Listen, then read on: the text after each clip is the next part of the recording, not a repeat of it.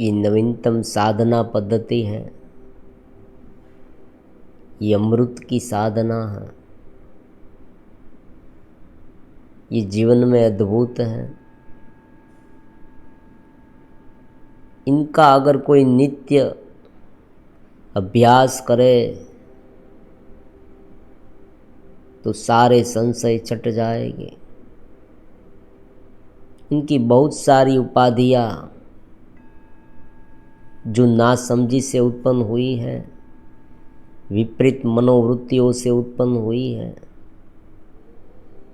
वो सारी दूर हो जाएगी। आनंद के बारे में वो स्वतंत्र हो जाएगा। क्योंकि देखो, जो चीज़ के लिए, जिसे प्राप्त करने के लिए वो इधर उधर भटकता रहता है, वो चीज़ उनके भीतर ही है। उनका होना यही आनंद रूप है। उनके भीतर जो चेतना है, जो उसे मैं हूँ का, शुद्ध मैं का अनुभव हो रहा है। देखो, जीवंतता ये कौन सी चीज़ है? निर्जीव पदार्थ है, उसे अपने आप का अनुभव नहीं हो रहा है। क्योंकि जीवन में जो जो घटित हो रहा है, जो हम अनुभव कर रहे हैं, जो हम बोल रहे हैं, दूसरे व्यक्तियों के साथ वार्तालाप कर रहे हैं, सोच रहे हैं, वो सब पहले मैं हूँ पर आधारित होता है। भीतर जो अनुभव होता है होनेपन का, उस अनुभव में धीरे धीरे मिलाते मिलाते ये पूरा जगत मिलता जाता है और आज की स्थिति हो गई है। तो यहाँ पर क्या करना है? दोनों अस्तित्व को बारीकी से समझना है। देखो, ये होता है बाह्य जो चीज़ होती है, जो हमारे साथ, हमारे संपर्क में, हमारे संसर्ग में, हमारे नज़दीक आई है, जो साधन संपत्ति हम देख रहे हैं, जो आज हमारे पास है। मान लीजिए कोई व्यक्ति के पास बहुत बड़ा बैंक बैलेंस है, संपत्ति है, सत्ता है, बहुत कुछ हो सकता है और व्यवहारिक जीवन में उनकी उपयोगिता भी है, आप कहेंगे। तो ये कोई नकारी जा सके ऐसी बात नहीं है, ये तो सहज बात है। लेकिन उस चीज़ में, ये सारी दुनियावी चीज़ों में नित्य परिवर्तनशीलता भी है। वो परमानेंट रहने वाली नहीं है, वो बदलती रहती है, कभी घटती है, कभी बढ़ती है। तो कोई एक ऐसी सत्ता होनी चाहिए कि जो स्थिर रहे, क्योंकि जो बदलाव आता रहता है वो स्थिर चीज़ में आता है। मतलब कि कोई एक ऐसी अंशुयत चीज़ है जो सर्वमय है और उसमें जिस तरह से सागर में अलग अलग प्रकार के वेव्स उठ रहे हैं, तो एक भाग सागर का जो है गहराई में वो शांत है, लेकिन ऊपर वेव्स उठ रहे हैं। इसी तरह से ये जगत पूरा जो है वो कोई एक चेतना में से प्रकट हुआ है। तो इस सिद्धांत को भली भांति पहचान लेना इस चैनल का जो महत्वपूर्ण उद्देश्य हमारा यही है कि भीतर से कोई व्यक्ति अगर अपने वास्तविक स्वरूप को पहचान ले, जो परमात्मा है, उनके अस्तित्व में रहने लगे। पहले उसे समझे कि ये पूरी प्रकृति क्या है। देखो, भगवान के बारे में हमने बहुत कुछ सुना है, लेकिन जो उपनिषद कह रहे हैं परमात्मा के बारे में, वो बहुत अद्भुत रचना है। देखो, उपनिषद कह रहे हैं कि जो तुम देख रहे हो आसपास, ये प्रकृति कैसे बनी हुई है, उसे तुम बारीकी से देखो। ये जगत में पूरा ब्रह्मांड किस तरह से बनाया गया है, हमारे शरीर के भीतर कैसी रचना है, ये सब अपने आप स्वयं संचालित कैसे होता है। जब हम ये सब देखते हैं, जब हम ये समझने की कोशिश करते हैं, कभी कभी तो हम बुद्धि से ये समझ भी नहीं सकते, और बहुत सारी घटनाएं ऐसी होती है, बहुत सारी रचनाएं ऐसी होती है कि उन्हें समझना आज भी मुश्किल नहीं, नामुमकिन है। जगत के सारे रहस्य को समझना ये सरल बात नहीं है व्यक्ति के लिए, क्योंकि व्यक्ति बुद्धि से सोचता है, और उनकी बुद्धि जितनी है उतना वो सोचेगा। तो वो बुद्धि देने वाला कौन है? देखो यहाँ कैसी सोच उत्पन्न हुई। जिनके बारे में हम सोच रहे हैं उसने ही हमें ये सोचने की क्षमता दे रखी है, तो हम उनके बारे में पूरी तरह से कैसे सोच पाएंगे? तो उनके बारे में पूरी तरह से निर्णय कैसे ले पाएंगे? इसीलिए भगवत गीता में भगवान बार बार यही कहते हैं कि शरणागति। शरणागति का मतलब क्या है? देखो, हर एक चीज़ तात्विक है। भक्ति करो, ये जो सूत्र है ना, वो भी तात्विक है। तुम मेरे में रहो, ये सूत्र भी तात्विक है। सर्वधर्म परित्याजाम मामके शरणं व्रज, भगवान ने जो कहा वो भी तात्विक है। तत्व से उसे जाना जा सकता है, समझा जा सकता है। तो भगवान ने इसलिए कहा कि समर्पित भाव से तुम जुड़ जाओ। उनका मतलब ये हुआ कि ये जो बाह्य घेरा है, उस घेरे को तुम छोड़ दो, उसे एक और कर दो, और जो सब में अंशयुत है, सब में चेतन रूप है, उस चेतन रूप को जानो, फिर उसमें रहो। तुम अपने आप को जानो, तुम स्वयं को जानो, तुम स्वयं भीतर विकसित होते जाओ, क्योंकि यही उनकी सीढ़ी है, यही उनका सच्चा मार्ग है। क्योंकि बाह्य जितना भी हम उसे ढूंढेंगे, हमारी बाह्य तलाश कभी खत्म नहीं होगी, क्योंकि ये अनंत जगत है। ऊपर अनंत है, नीचे अनंत है, दाईं ओर अनंत है, बाईं ओर अनंत है। ये चारों दिशा में अनंत परमात्मा है। कितने सारे ग्रह, नक्षत्र, तारे, सूर्य, चंद्र, ये सब है। देखो जीव सृष्टि कितनी है। छोटे छोटे जीव जंतु को आप देखें, वो अपने अस्तित्व को टिकाने के लिए कितना प्रयास कर रहे हैं।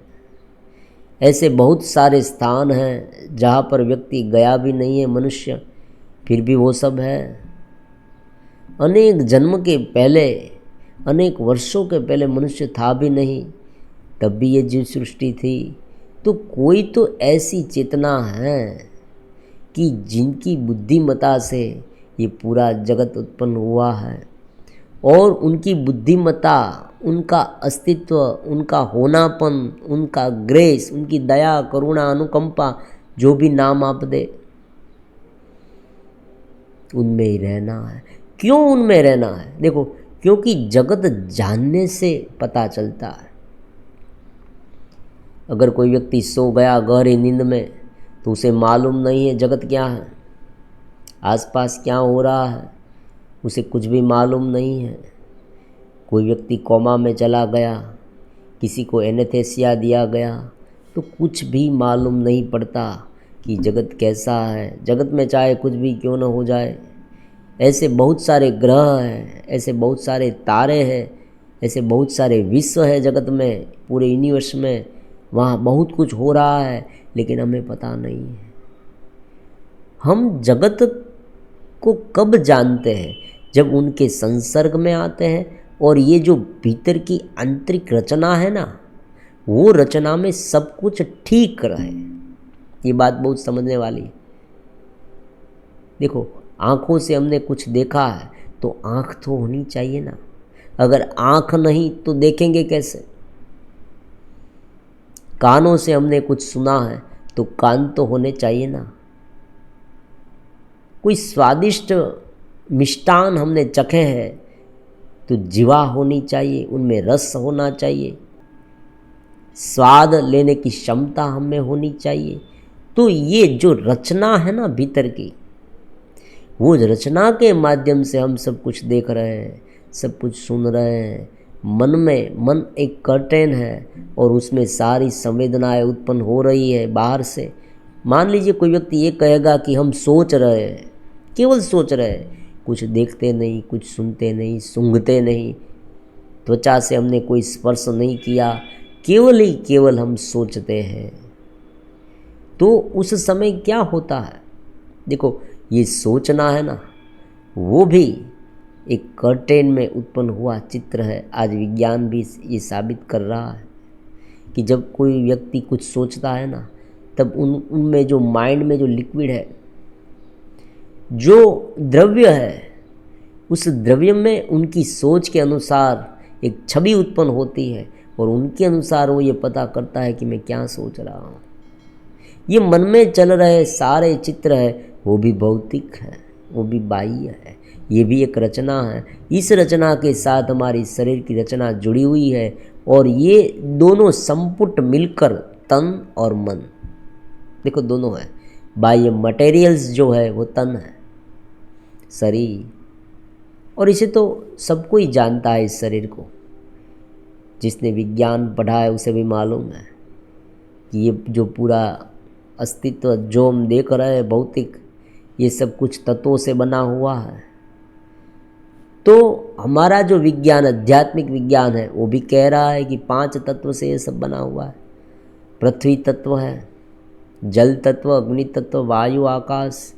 तो इस तरह से ये जगत पूरा पंचीकरण से बना हुआ है। वही बात विज्ञान ने कही कि अलग अलग एलिमेंट्स हैं, उस एलिमेंट्स के साथ जुड़कर, मान लीजिए पानी है तो पानी में क्या है, H2O, हाइड्रोजन के 2 और ऑक्सीजन का 1, इस तरह से उनका संयोजन मिलकर पानी बना हुआ है। तो इस तरह से ये पूरा जगत, आप कोई भी द्रव्य लेंगे, कोई भी पदार्थ लेंगे, उस पदार्थ में उनके जो कण हैं, उनमें छोटे से छोटा हिस्सा परमाणु है, अणु है। तो उस परमाणु को अगर आप जानेंगे तो पता चलेगा कि उसमें कोई ना कोई एक तत्व है। और आज तक जो तत्व ढूंढे जा चुके हैं, उनका संयोजन ये सारे पदार्थ हैं। अब उसी तत्व को अगर आप इस पृथ्वी, अग्नि, जल, आकाश, वायु में डालेंगे तो ये 5 मिलेंगे। तो ऐसी पंचीकरण की ये पूरी रमत है मटेरियल्स जगत। और जो भीतरीय अंतराल सूक्ष्म जगत है हमारा, वो मनोमय है। इन दोनों को जोड़ने का काम कौन कर रहा है? प्राण। इसलिए उसे प्राणमय शरीर कहा गया। देखो, मनोमय शरीर में जो मन से हम सोचते हैं, उसमें भावनात्मक शरीर जुड़ जाता है। क्योंकि देखो, जब कोई विचार आता है ना, तब उनके साथ 2 चीज़ होती है। एक बात ऐसी होती है कि जिसमें कोई भावना नहीं होती, केवल घुघू होता है, केवल विचार आते रहते हैं, बस घुमराते रहते हैं। उनका अर्थ निकाल कर हम भीतर दुखी भी नहीं होते, सुखी भी नहीं होते। और एक विचार ऐसे होते हैं जो ज़्यादा इफ़ेक्टिव है और कभी कभी हमें नुकसान करने वाले भी होते हैं, और वो है भावनात्मक विचार। जब हम सोचते हैं ना, तब कुछ ऐसी सोच उत्पन्न होने लगती है। मान लीजिए किसी व्यक्ति ने हमारा अपमान कर दिया, तो उस चीज़ के बारे में हम सोचते हैं कि उस व्यक्ति ने मेरे साथ ये बोला था, देखो उसने ऐसा बोला ही क्यों, उसने बोला तब मुझे ये लगा, मैंने उनके लिए बहुत कुछ काम किया है, लेकिन वो, उसको मेरी कोई कदर नहीं है और उसने ये सब मुझे बता दिया, कह दिया। देखो कैसा आदमी है ये व्यक्ति सोचता रहता है, और ये केवल सोच नहीं है, समझे। केवल सोच होती तो कोई प्रॉब्लम्स नहीं होता। सहज रूप से सोच चलती है तब चेतस रहा जा सकता है। देखो ये बात है, ये प्रैक्टिस की बात है, यही करना है यहाँ पर। पहले हमने अस्तित्व को समझा, बाह्य अस्तित्व को। अब ये समझते हैं कि ये जो सोच है ना, वो केवल सोच रहती, कोई प्रॉब्लम्स नहीं होता, क्योंकि हम रोज़मर्रा के जीवन में जो कार्य कर रहे हैं ना, उसमें कोई प्रॉब्लम नहीं होता। प्रॉब्लम्स वहाँ होता है जब उनके साथ इमोशन जुड़ जाती है, भावनाएं जुड़ जाती है। ये जो भीतर चल रहा है ना, राग, द्वेष, काम, क्रोध, मोह, लोभ, ये सारे कसाय क्यों कहे गए? क्यों ऐसा कहा गया है कि तुम इनसे अछूते रहो? भगवान क्यों कहते हैं तुम अनासक्त भाव में रहो, नैष्कर्म्य सिद्धि? देखो ये क्यों कहा गया है? भगवान इसलिए कहते हैं कि भगवान जानते हैं कि ये सारे फसाद की जड़ जो है ना, वो भावनात्मक सोच है। जब व्यक्ति कोई भी चीज़ से, देखो ये भौतिकता का प्रवाह तो अनंत है, वो तो चलता ही रहेगा, चलता ही रहेगा, चलता ही रहेगा, उनका कोई अंत नहीं है।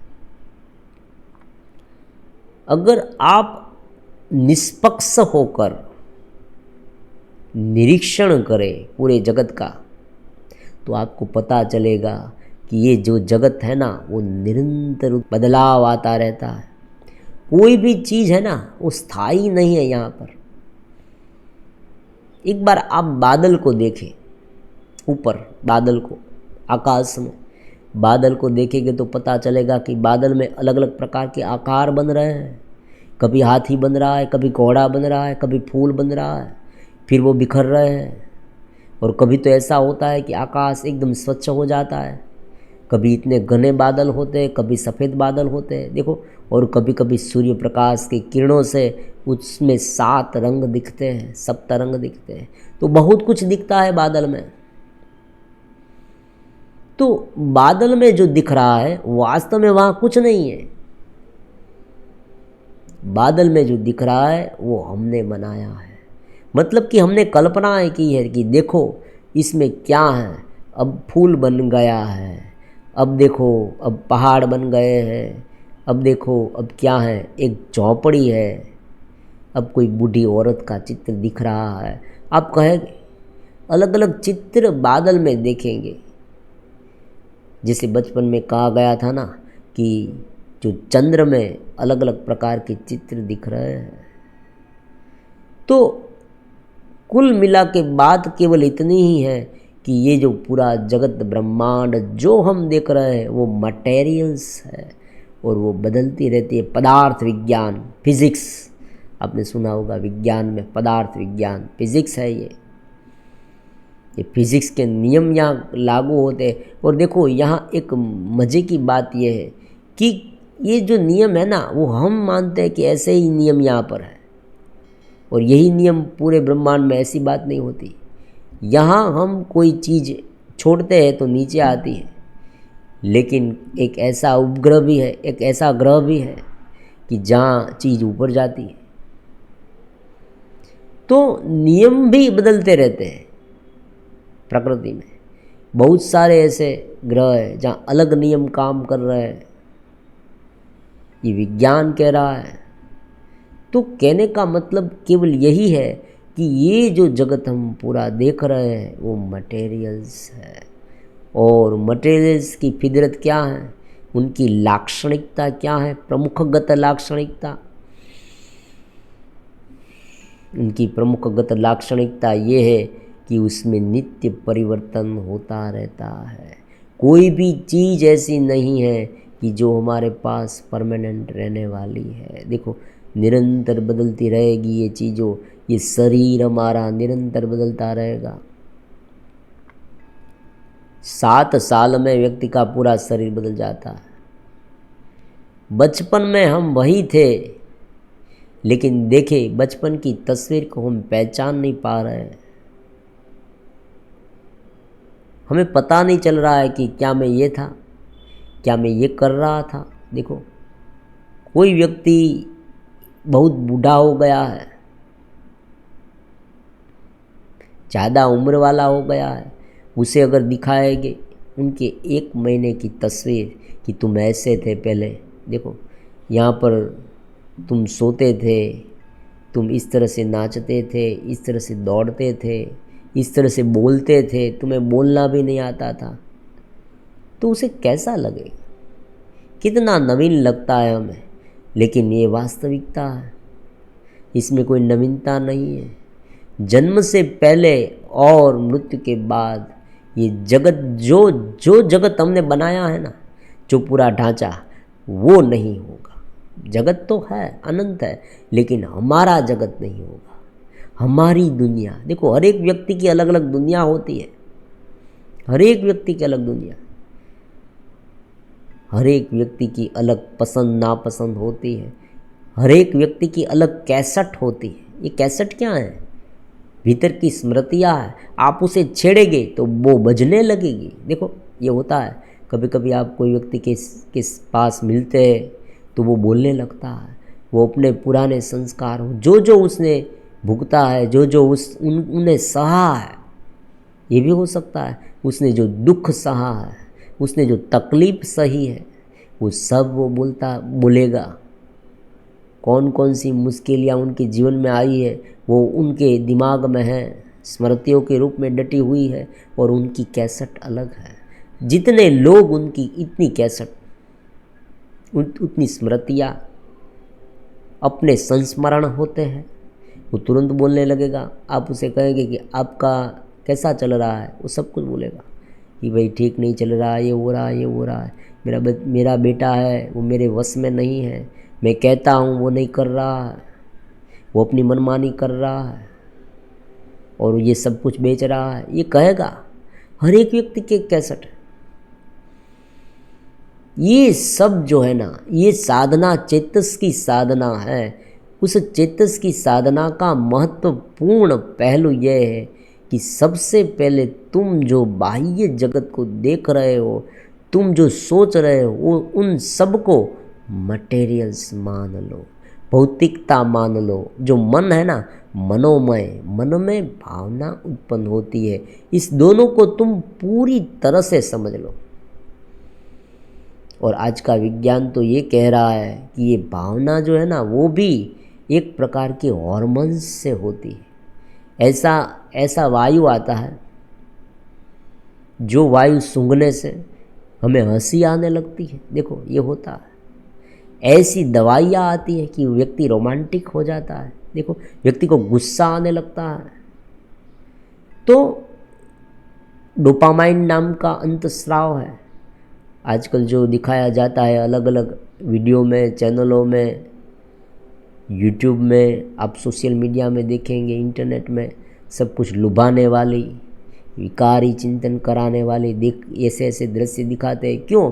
क्योंकि उनसे डोपामाइन नाम का एक अंतस्राव रिलीज़ होता है और व्यक्ति को मज़ा आता है।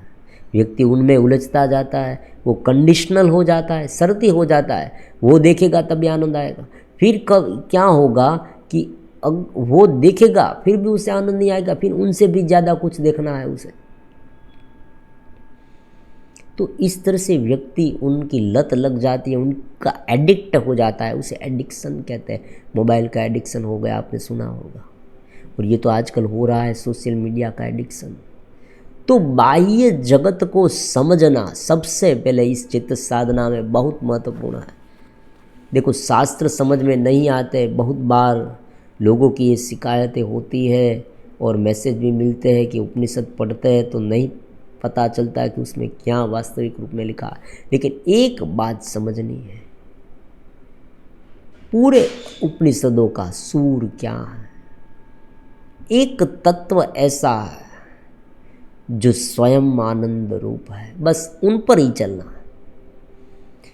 बाकी का जो हिस्सा हमारा है, ये शरीर का, ये मन का, ये भावनात्मक शरीर, ये भावनाएं उत्पन्न हो रही है, वो शरीर, वो सब कुछ है ना, वो केवल ही केवल एक प्रकार का ढकोसला है। ये केवल फ्रेब है। इसे ही क्या कहा गया है? माया और मिथ्या।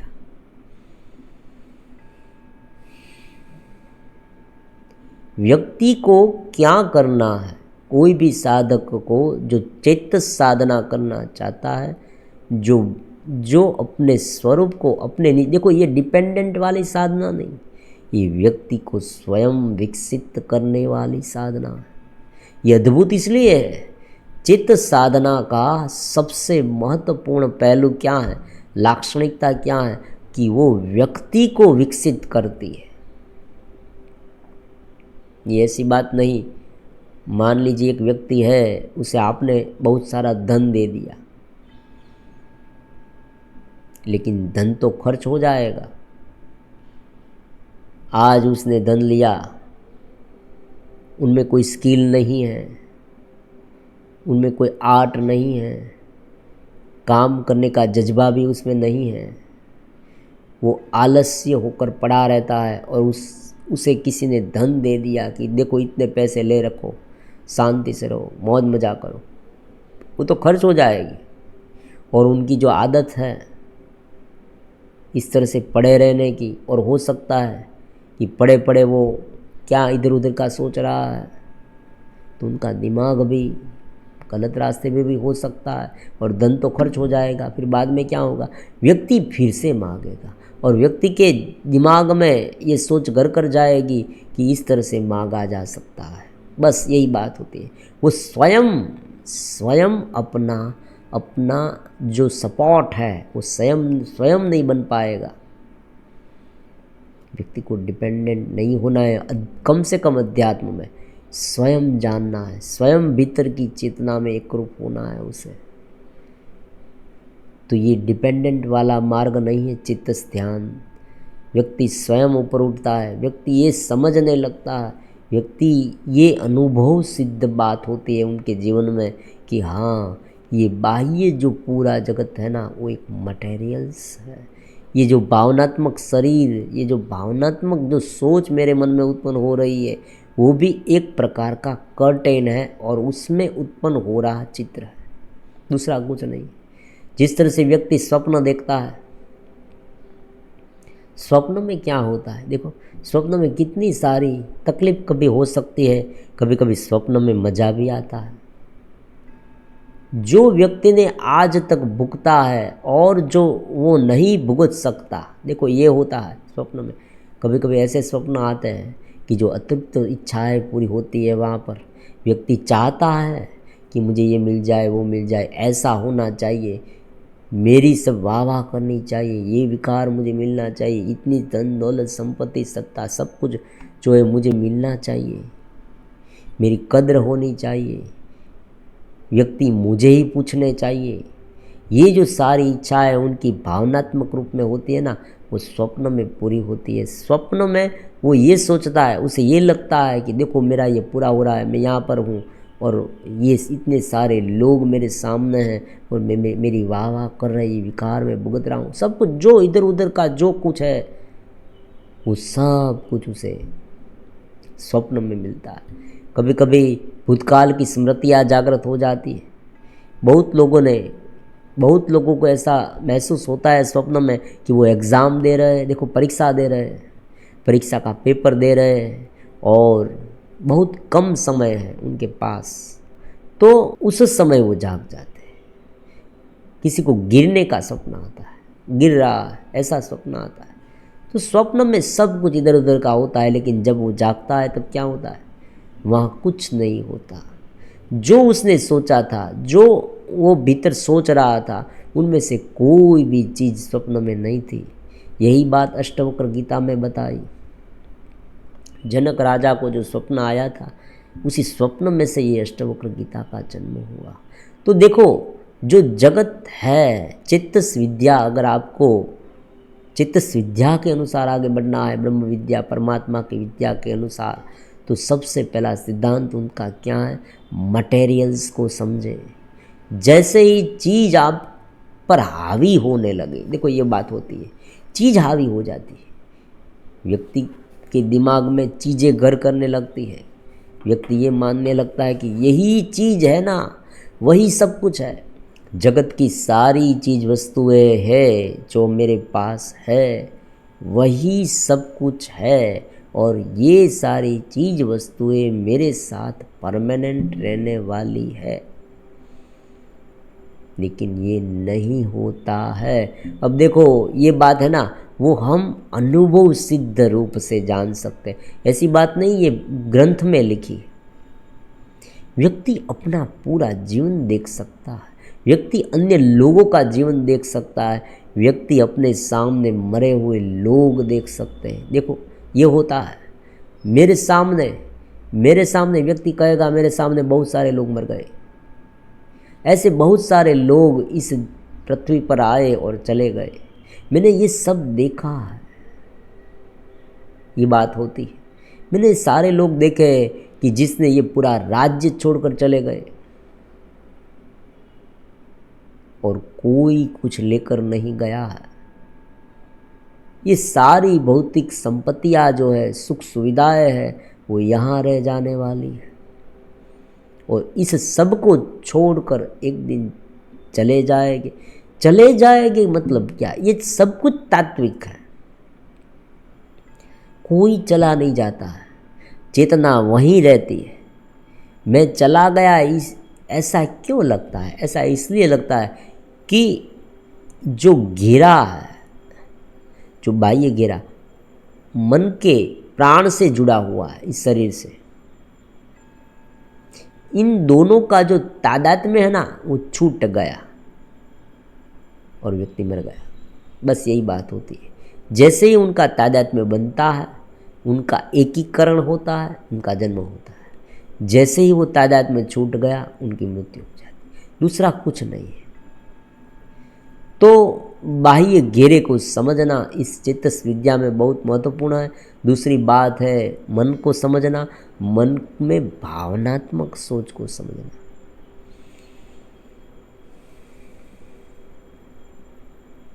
अगर व्यक्ति अपनी भावनाओं पर काबू कर पाए, अपने इमोशन पर काबू कर पाए, तो ये चेतस विद्या का प्रवीण हो जाएगा, उसे अनुभूति होने लगेगी।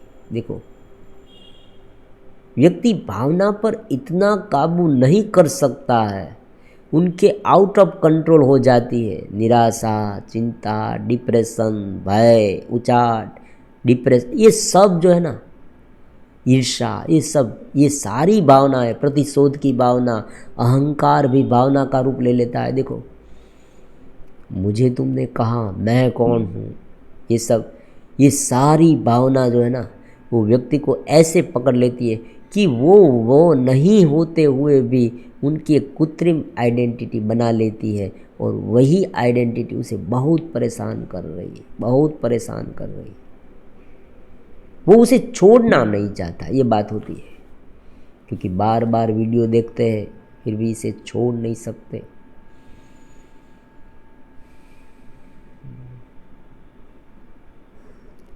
अब इस चेतस विद्या में बहुत सारे प्रश्न भी उत्पन्न होते हैं। कोई लोग ये भी प्रश्न करेंगे और ये मन में उत्पन्न भी होता है, तो फिर जगत के कामों का क्या? जगत जो है उनके काम होते रहेंगे, इसमें कोई नवीनता नहीं। और जो कर रहे हैं ना, उनसे बेहतर तरीके से होंगे, ये बहुत नवीनता है। जगत के काम होते रहेंगे और जो आज हो रहे हैं उनसे ज़्यादा बेहतर तरीके से होंगे इस चेतस विद्या में। क्यों? क्योंकि जब व्यक्ति अपनी भावना पर कंट्रोल कर सकता है, जब व्यक्ति अपने इस मटेरियल्स को साधन मानेगा और आनंद के लिए भीतर डिपेंडेंट, भीतर मैं ही आनंद रूप हूँ। देखो, दुनिया की कोई भी चीज़ ऐसी नहीं है जो मुझे आनंदित कर सके, बस यही बात है। दुनिया की कोई चीज़ ही नहीं। तो भाई फिर मुझे ये करना क्यों है? कर्तव्य से ये करना पड़ रहा है इस घेरे के लिए, क्योंकि मेरा कर्म ऐसा है। भगवान ये कहते हैं, निमित्त मात्र होकर तुम्हें कर्म करना है। ऐसी बात नहीं है कि तुम ये कर रहे हो, इनसे तुम्हें ये मिलेगा, वो मिलेगा, इतना मज़ा आएगा, वो मज़ा आएगा, ये सब हो, वे सब कुछ नहीं। छोड़ दे, छट दे, सब कुछ तुरंत छोड़ दे। भीतर से तुम छोड़ दीजिए, तुम अनासक्त हो जाओ। तुम देखो, ये निमित्त मात्र होकर चल रहा है सब कुछ, लेकिन देखो यहाँ पर दोनों में गड़बड़ी होती है। कभी कभी व्यक्ति अनासक्त तो हो जाता है, लेकिन वो निराश हो जाता है। देखो, ये वीडियो बहुत महत्वपूर्ण है, उसे ध्यान से सुनना। व्यक्ति अनासक्त हो जाता है लेकिन व्यक्ति निराश हो जाता है।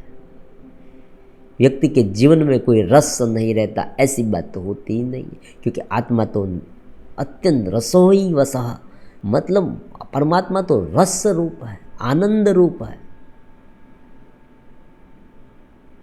तो निरसता कैसे? नृत्य से आनंद का स्वरूप है। हमारा स्वरूप क्या है? उस परमात्मा का अंश, और नृत्य से आनंद का स्वरूप हमारा आत्मा है, हमारी चेतना है, फुल ऑफ कॉन्शियसनेस है, जो हम में प्रकट हो रही है। देखो है हमें पता नहीं है, हम उस आयाम में नहीं गए, हमने उसी स्तर से विकसित नहीं किया है ध्यान के माध्यम से। मेरे भीतर ये चेतना है, निरंतर चेतना, अविरत मात्रा में उनका मैं अनुभव कर रहा हूँ, मैं चेतस हूँ। बस यही बात होती है, मैं परमात्मा का अंश हूँ। और बाहर मेरे जो जगत है, जो विचार है, वो सब मेरे साधन है, वो मेरे मालिक नहीं है। तुम मेरे मालिक नहीं हो, उस मन को बता दो। तुम तो देखो, मन में जो सोच उत्पन्न हो रही है, तुरंत अपना आपा पकड़ ले, अपना खूंटा गाड़ ले। मैं सच्चित आनंद हूँ, मैं उनका अंश हूँ, परमात्मा का। मैं शुद्धोहम बुद्धोहम, देखो बोधोहम, शुद्धोहम बोधोहम।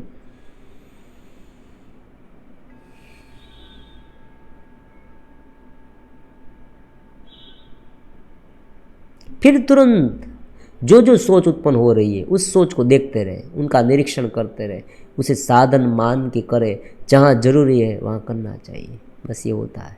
क्योंकि व्यक्ति को जन्म मिला, जन्म क्यों मिला है, उनका भी एक विज्ञान है।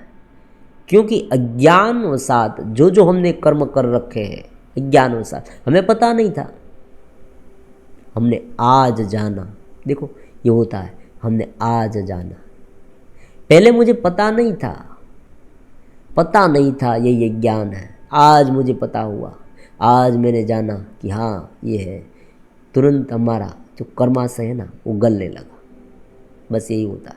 अनेक जन्म से जो कर्माशय डटा हुआ है, उस कर्मों के कारण हमें ये शरीर मिला है, और ये शरीर का भुगतान हमें करना पड़ रहा है। तो बहुत स्वाभाविक बात है, व्यक्ति यहाँ यही आर्गुमेंट करेगा। बहुत बार मैसेज भी मिलते हैं, कोई लोग एक आर्गुमेंट करते हैं, भाई देखो ये सब बातें पेट थोड़ी भरती है। व्यक्ति को भूख लगती है, प्यास लगती है, ये मकान है, दुकान, ये सब जो है उनके लिए तो कुछ करना पड़ेगा। करो, कौन मना कर रहा है, करो, कोई तकलीफ नहीं है। अरे उनसे ये करने से, ये जो बिन चेतस था, जो बिन आत्मस्थ था, वो जो कर रहा है, उनसे बहुत अच्छे तरीके से तुम कर पाओगे। क्योंकि तुम भावनात्मक रूप से मुक्त हो गए। जब तुम धीरे धीरे तुम भावनात्मक रूप से मुक्त होते जाते, वैसे वैसे तुम्हारे में एक दृढ़ता आ जाएगी, तुम्हारे में क्षमता आ जाएगी, तुम विकसित हो जाओगे। फिर तुम जो कर्म करते हो, वो कर्म ठीक होगे। क्योंकि बहुत बार क्या होता है कि व्यक्ति काम करने से पहले थक जाता है, काम करने से पहले ही थक जाता है। व्यक्ति इतना सोचता है, कल काम करना है ना, तो रात को सोचना शुरू कर देता है। जैसे ही उसे ये पता चला, जिस क्षण से कि मुझे ये काम काल करना है, कल करना है, व्यक्ति मुझे मिलने वाला है, कल मिलने वाला है, बस जैसे ही वो बात सुन ली, दिमाग में आ गई, घुघू शुरू हो गया। पूरी रात करवटें बदलता रहता है, सोता भी नहीं, उनकी रातों की नींद चली गई। देखो पूरी रात अगर कोई व्यक्ति, अब देखो एक बहुत बड़ी महत्वपूर्ण बात है ये, अगर कोई व्यक्ति रात को सोते समय कुछ भी ये जगत के बारे में इतना सोच रहा है ना, तो ये समझ लेना कि वो बीमारी का शिकार होने वाला है। क्यों? क्योंकि उनकी रात जो है ना, वो रात, पूरी रात वो वही सोचता रहेगा। जब हम सोते हैं, तब उस सोने के समय से पहले जो हमारी सोच है ना, वो सोच पूरी रात हमें डिस्टर्ब कर देगी। व्यक्ति सुबह उठेगा ना, तब तनाव में होगा, पूरी तरह से नींद उसे नहीं आई। इसीलिए रात के समय ये सत्संग सुनकर सोए। जैसे आप रात को ये सत्संग सुनते हैं, देखो ये होता है, कुछ नहीं करना, ईयरफोन लगा कर ये सत्संग सुने, रात को सुना तो पूरी रात उनके शब्द आपके दिमाग में घुमराते रहेंगे और धीरे धीरे वो भीतर सर्किट बनाते हैं। देखो चेतस हो जाना, चेतना से जुड़ जाना, जुड़ाव कहते हैं उसे। जैसे ही आप जुड़ते गए, बाहर का जो है ना वो धीरे धीरे धीरे धीरे धीरे विस्मृत होता जाएगा। ये बाहर का घेरा है ना वो पूरी तरह से शांत होता जाएगा, आप समझने लगेंगे। अब देखो यहाँ पर जो प्रश्न था वो फिर से रिवाइंड करते हैं, तो फिर जगत का क्या, जगत चलता रहेगा। शरीर मिला है तो कर्म किए बिना छूट नहीं सकते, ये बात है। भूख लगेगी, प्यास लगेगी, देखो कोई सर्विस है, बिजनेस है, सब कुछ व्यक्ति करता है, नेता है, कोई खिलाड़ी है, कोई सैनिक है, बहुत सारे रोल अदा करने पड़ते हैं हमें, किरदार, ये उनकी रंगभूमि है, ये पूरी चेतना काम कर रही है, मैं उनका अंश हूँ। देखो ये पूरी तरह से क्या होता है, एक वैज्ञानिक बात है। ये मनोवृत्तियों के साथ मैं का जो जुड़ा हो गया ना, उसे तोड़ना है बस। हम सार्वत्रिक चेतना के साथ जुड़ जाए, ये घेरा है ना वो प्राकृतिक है, वो होता रहेगा, बस यही बात होती है। हम अपनी आसक्ति भावनात्मक रूप में उनसे ना जुड़े, केवल हम कर्तव्य से, केवल हम करते हैं बस साधन मानकर उसे करें। लेकिन अब देखो क्या होता है, मैजिक देखो, हर एक चीज़ में आनंद, ये उनकी लाक्षणिकता है। साधक विकसित होता जाता है ना, तब क्या होता है, व्यक्ति बैठा है आनंद, आनंद के लिए उसे किसी भी व्यक्ति पर आधारित नहीं होना पड़ेगा, वो शांति से बैठेगा। कहीं पर मान लीजिए आप बैठे हैं और आपको 15 मिनट का समय मिला, आपने गहरी सांस ली और तुरंत ही आपका होनापन है ना वो मन से ऊपर उठ गया।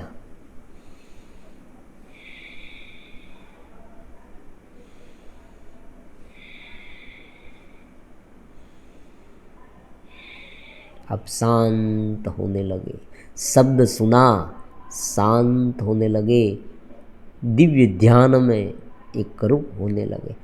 फिर 15 मिनट पूरी हुई, आपका काम शुरू हुआ, फिर आप जागे आनंद से, फिर से आप भीतर चले गए, फिर से बाहर प्रकट हुए, फिर से भीतर चले गए। देखो ये धीरे धीरे धीरे धीरे धीरे करते करते करते 2 साल 3 साल तक अगर कोई व्यक्ति ने ऐसा किया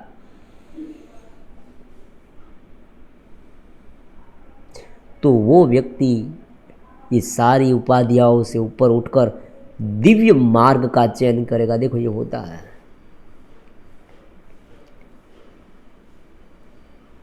पात्रता वाले लोगों को सबको ही चाहते हैं। देखो डायरेक्टर है वो उसी व्यक्ति को अच्छा रोल देते हैं जो अच्छी तरह से अपना किरदार निभा सकते हैं। भगवान देखते हैं, भगवान देखते हैं, देखो देखो ये ऊपर उठ रहा है, देखो उनमें विकास हो रहा है, अब उसे ऐसा रोल दो, फिर उनका पूरा जीवन बदल जाता है। ऐसे बहुत सारे संत महापुरुष योगी हुए हैं कि जिनका पूरा जीवन बदल गया। और ये भी हो सकता है कि उनका आने वाला जन्म जो है वो योग भ्रष्ट रूप आत्मा के रूप में कोई ऐसी जगह पर जाए कि जहाँ लोक कल्याण का काम वो कर सके, तो दिव्यता प्रकटेगी, दिव्यता का प्रकटीकरण भीतर होगा साधना से। चेतना चेतना, देखो ये सिद्धांत समझते जाओ। ये सिद्धांत की कोई एबीसीडी यहाँ से शुरू करे वहाँ पूरी हो, ऐसी बात नहीं। केवल ही केवल जहाँ है वहाँ से शुरू करें।